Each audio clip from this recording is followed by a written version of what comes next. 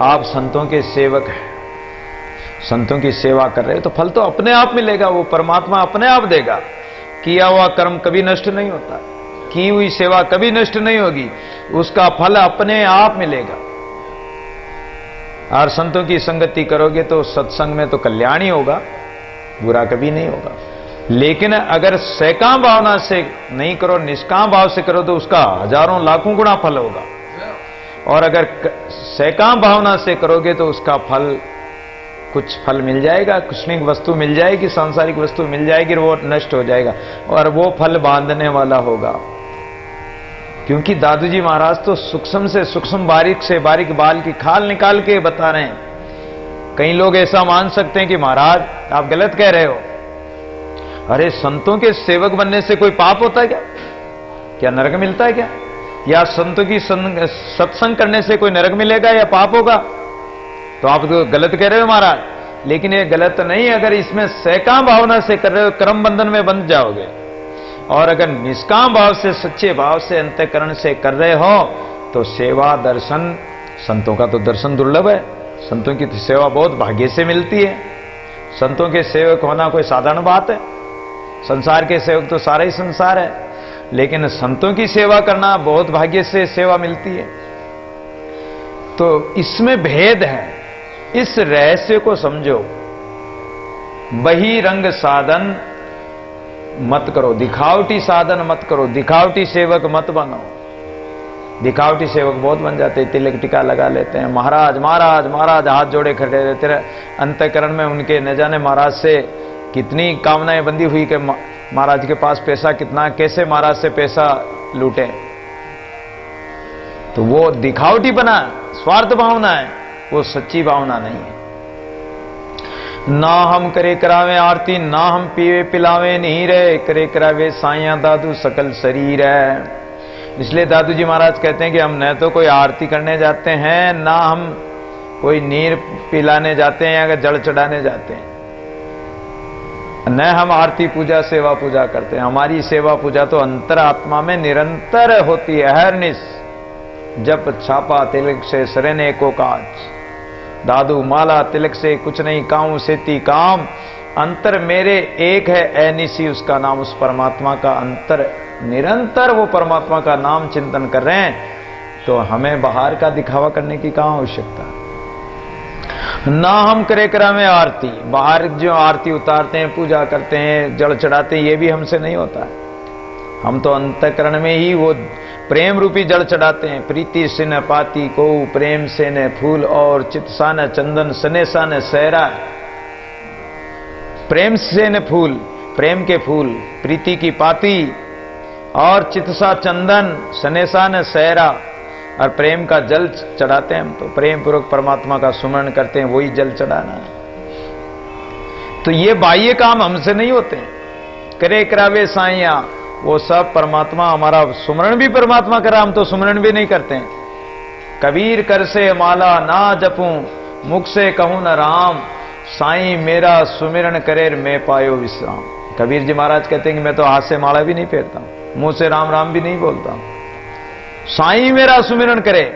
परमात्मा ही मेरा सुमिरन कर रहा है, श्वास श्वास में अपने आप ऑटोमेटिक है जपा जाप चल रहा, अपने आप सुमिरन हो रहा है। मुझे सुमिरन करने की जरूरत ही नहीं। मैं करता क्यों बनूं कि मैं कर रहा हूं? मैं कर ही नहीं रहा हूं, कुछ भी नहीं कर रहा हूं, ऑटोमेटिक अपने आप हो रहा है।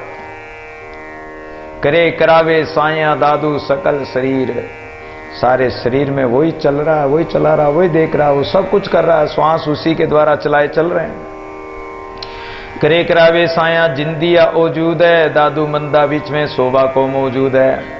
इसलिए कर्ता परमात्मा है, वो समर्थवान है, सब कुछ करने वाला, कराने वाला वही परमात्मा। जिस परमात्मा ने जिन दिया वजूद, ये शरीर बना के दिया हमको, दादू बंदा बीच में शोभा को मौजूद। ये बंदा, ये शरीर, ये जो संत महापुरुष है, ये तो शोभा के लिए ही है बीच में, नहीं तो करने वाला तो परमात्मा है। शोभा इसकी हो रही। करे करावे साइया सिर औरन के दे, दादू शोभा दास को नाम न अपना ले। परमात्मा सब कुछ करने वाला, लेकिन फिर भी वो अपना नाम नहीं लेता, वो तो छिपा रहता है, सब कुछ करके भी छिपा रहता है। और शोभा किसको दिलाता? अपने दासों को, अपने भक्तों को, अपने संतों को शोभा दिलाता है। कि संतों ने किया। रिद्धि सिद्धि चमत्कार जो भी लीला दिखाते हैं संत है, वो सब लीला परमात्मा की कृपा से होती है। और मानते क्या है कि देखो संतों ने ऐसी लीला दिखा दी, जिंदे मुर्दे को जिंदा कर दिया, ऐसा चमत्कार दिखा दिया, वो कर दिया, ये कर दिया। ये सब शोभा परमात्मा की होते हुए भी परमात्मा छिपा हुआ है। देवे लेवे सब करे जिन सिरजे सब लोय, दादू बंदा महल में शोभा करे सब कोई। देवे लेवे, ये परमात्मा ने ये मनुष्य शरीर दिया है तो ही परमात्मा ने, श्वास दिए तो ही उन्होंने दिए। ये 3 लोग 14 भुवन बनाकर 5 तत्व बनाकर जो प्रकट कर रखे हैं, ये भी उसी के बनाए हुए, उसी के दिए हुए। और जब वो लेना चाहता है वो ले भी लेता है, सब उसके हाथ में।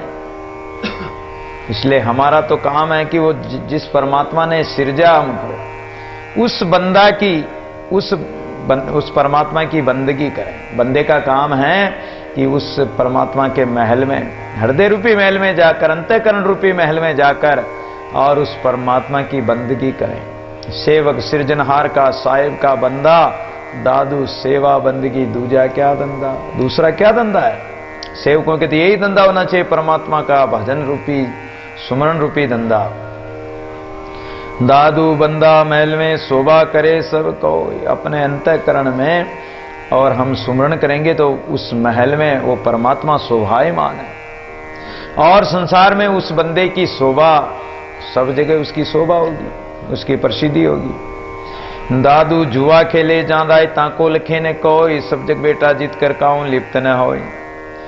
ये संसार रूपी बाजी, जैसे जुआ खेलने वाले जुआरी होते हैं और वो जुआ खेलते हैं, उसमें पासे फेंकते हैं तो ऊपर वाला पासे फेंके नीचे चलते दांव, कभी धूप कभी छांव।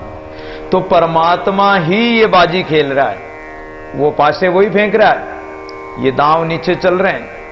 ये जुआ रूपी बाजी वो परमात्मा ही सब कर रहा है। ताको लखे ना कोई, उसको कोई जानता ही नहीं। अज्ञानी प्राणी कैसे जानेंगे।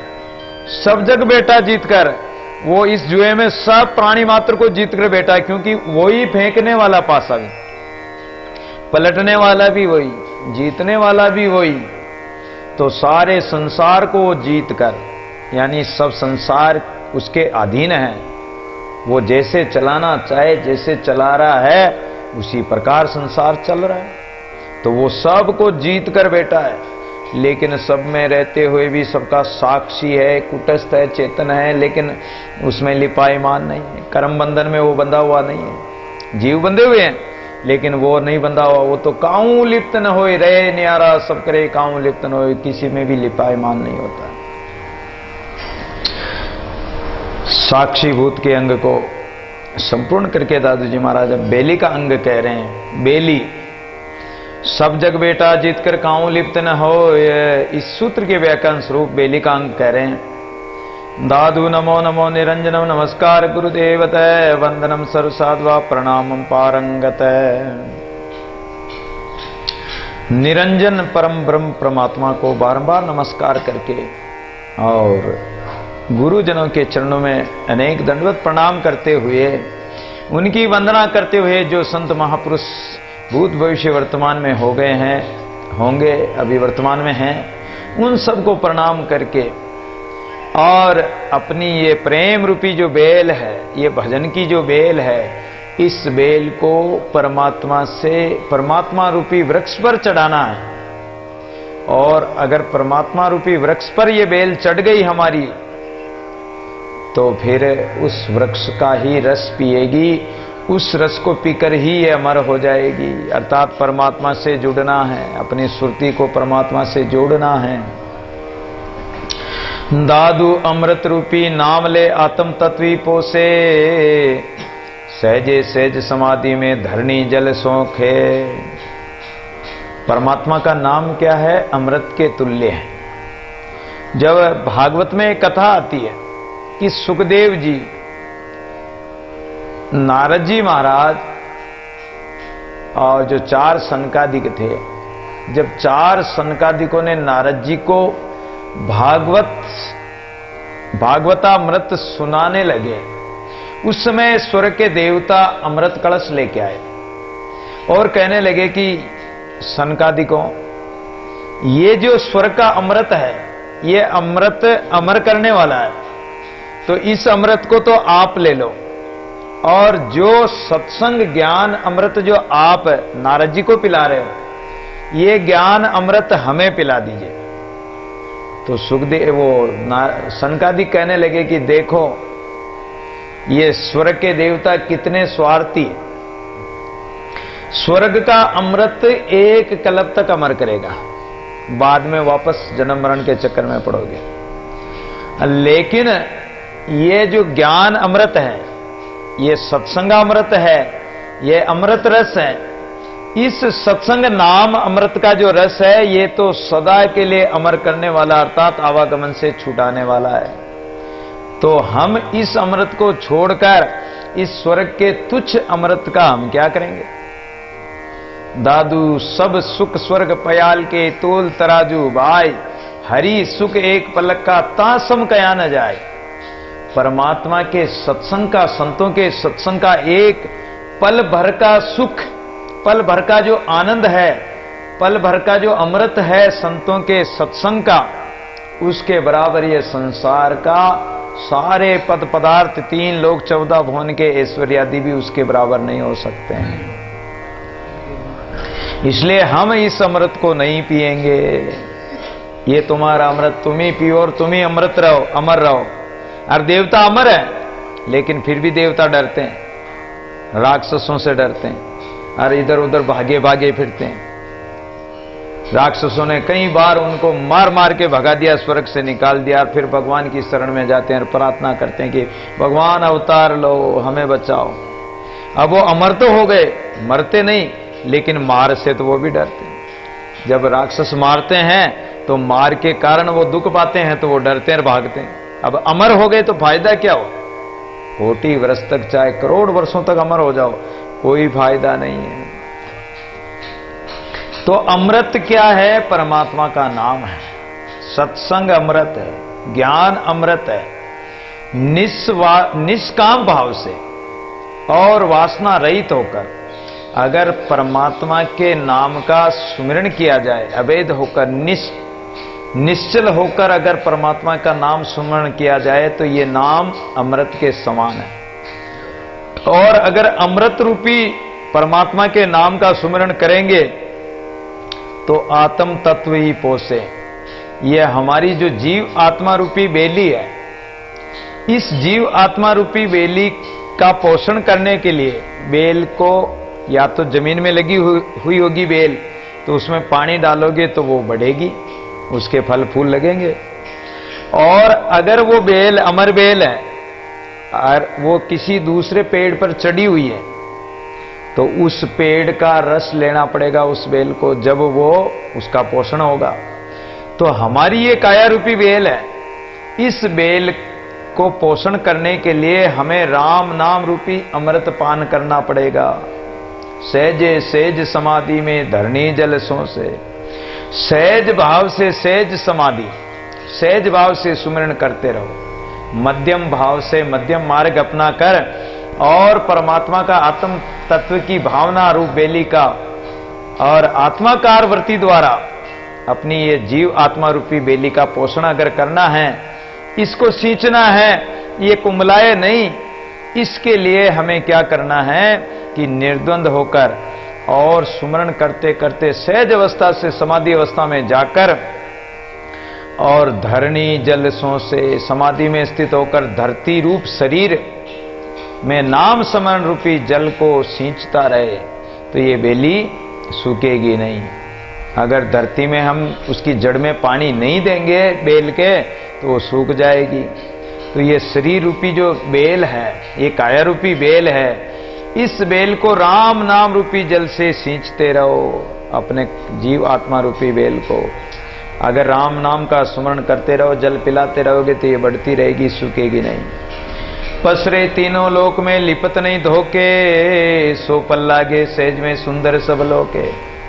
और ऐसा अगर आपने किया, अपनी वृत्ति को परमात्मा के सुमरण में लगाया, तो ये फिर तीनों लोकों में फैल जाएगी। अर्थात तीन लोक के त्रिलोकपति परमात्मा का स्मरण करोगे तो आप तीनों लोकों को, आपकी वृत्ति तीनों लोकों में फैल जाएगी। लिपत नहीं धोखे, चाहे ये तीनों लोकों में घूमे फिरे फिर भी ये लिपायमान नहीं होगी, ये किसी धोखे में नहीं आएगी, प्रलोभन में नहीं फंसेगी। 100 फल लागे सहज में सुंदर सब लोके। फल क्या है? ज्ञान रूपी फल लगेगा, भक्ति रूप तो फूल लगेंगे और ज्ञान रूपी फल इसके लगेगा। सुंदर सब लोके, फिर तो सब लोकों में 14 भुवन में, 3 लोक 14 भुवन में, ये इससे सुंदर काम और क्या होगा? ऐसा फल, ज्ञान रूपी सुंदर फल कहां लगेगा, कहां मिलेगा? दादू बेली आत्मा सहज फूल फल होय, सहज सहज सदगुरु के बूझे विरला कोय। तो ये हमारी जीव आत्मा रूपी जो बेली है, इसके भक्ति रूप फूल और ज्ञान रूपी फल लगने लग जाएंगे। कब लगेंगे? कि सदगुरु के बताए हुए उपदेश ज्ञान को सहज सहज धारण करके और गुरु से उस परमात्मा का भेद रहस्य पूछकर, बूझे विरला कोई, उसका भेद रहस्य जानकर और उत्तम जिज्ञासु उसी में लीन हो जाते हैं। जे साहिब सींचे नहीं तो बेली कुमलाए, दादू सींचे साइया तो बेली बत्ती जाए। अगर परमात्मा इस बेली को नहीं सींचेगा, अर्थात इस काया बेली में परमात्मा प्राण रूपी जड़ से इस बेली को नहीं चलाएगा तो ये बेली सूख जाएगी, इसके प्राण निकलते ही बेली कुमला जाएगी।